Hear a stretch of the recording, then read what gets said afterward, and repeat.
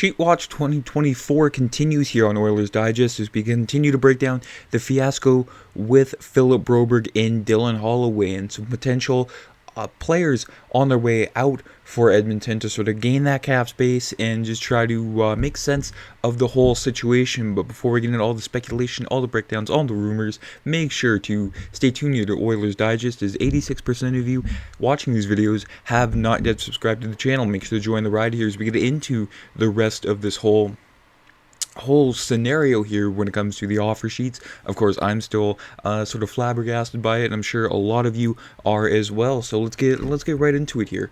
Ceci, yes, of course, when it comes to trying to keep both Philip Broberg or Dylan Holloway, creating that cap space, it comes at a price, and it's potentially Cody Ceci, but we'll get into all that. But there was some division amongst the fans here. Justin says, no way, you keep Broberg, while Colin says, nah, this is easy, you replace Holloway with Matthew Savoy, who of course was acquired from the Buffalo Sabres. No room in the top six anyways.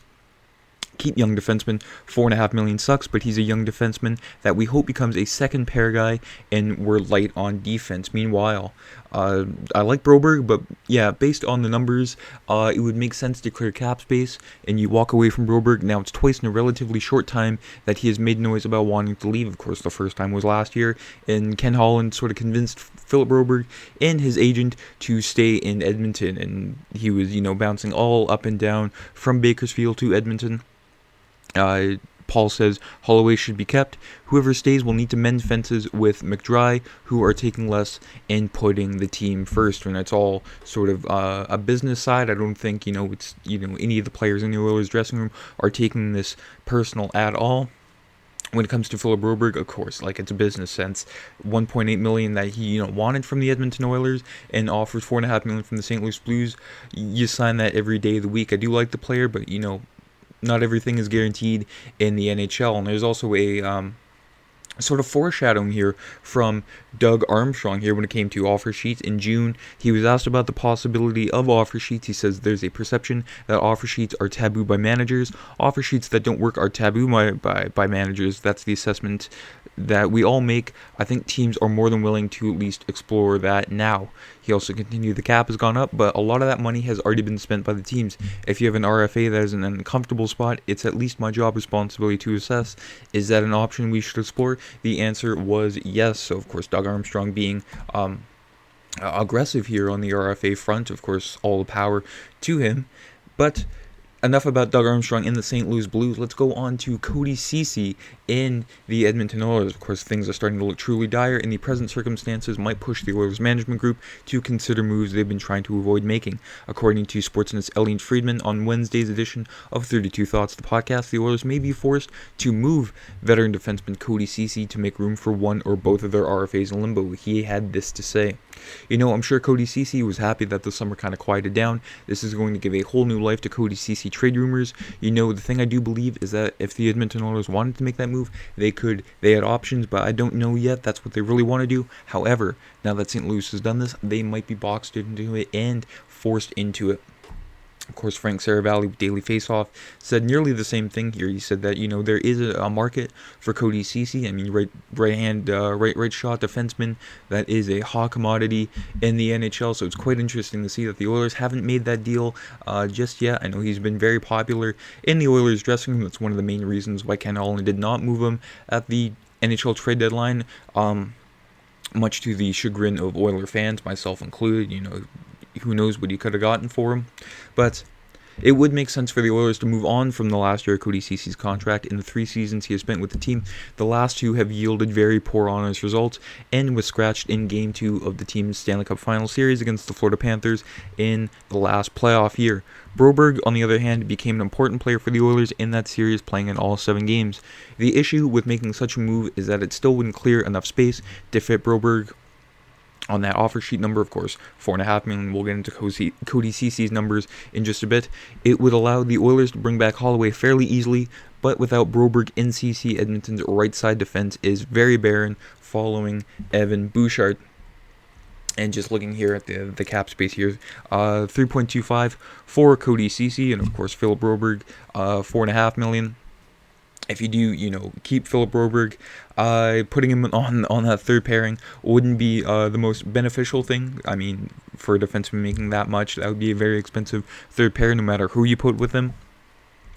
And just looking here at the numbers of Cody Ceci, of course, his first season, he was paired with Duncan Keith for a very, very large part of the season, so no wonder why his numbers were good. You put anybody with Duncan Keith and they look somewhat decent. You can see there with Darnell Nurse, of course, yeah, all season long wasn't the strongest pairing in the world. Of course, Darnell Nurse was, trying to cover up for Cody Ceci's mistakes half the time, and it just brought the whole pair down there.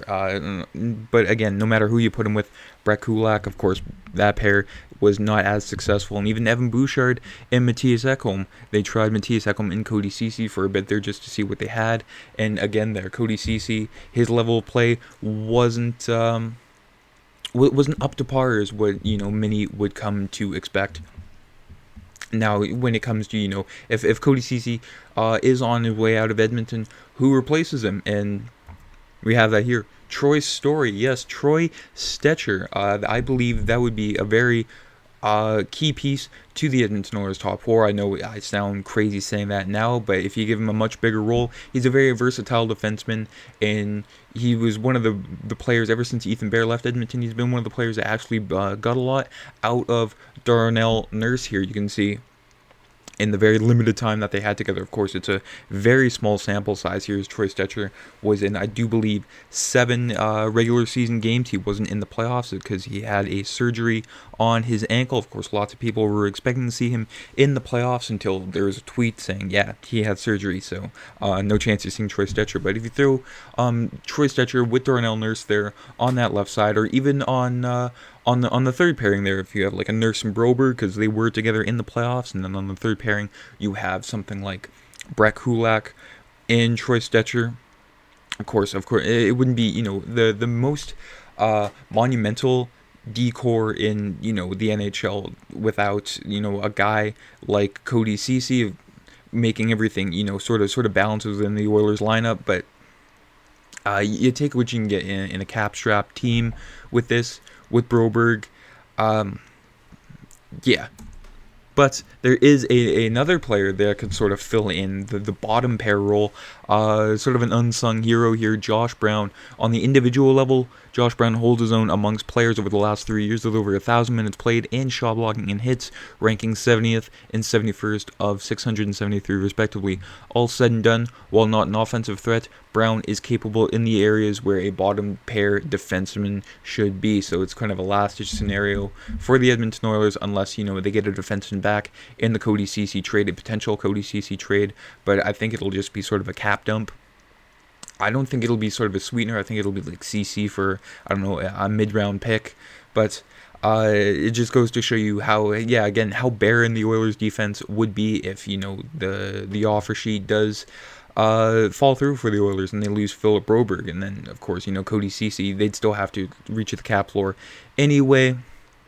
But that is all for today's episode. Let me know down in the comments what you think of the whole scenario. I mean, we are on day 3 of Offer Sheet Watch 2024. Still lots of speculation to be had regarding the whole situation. Let me know down in the comments. Have yourselves a great day. I'm Matt.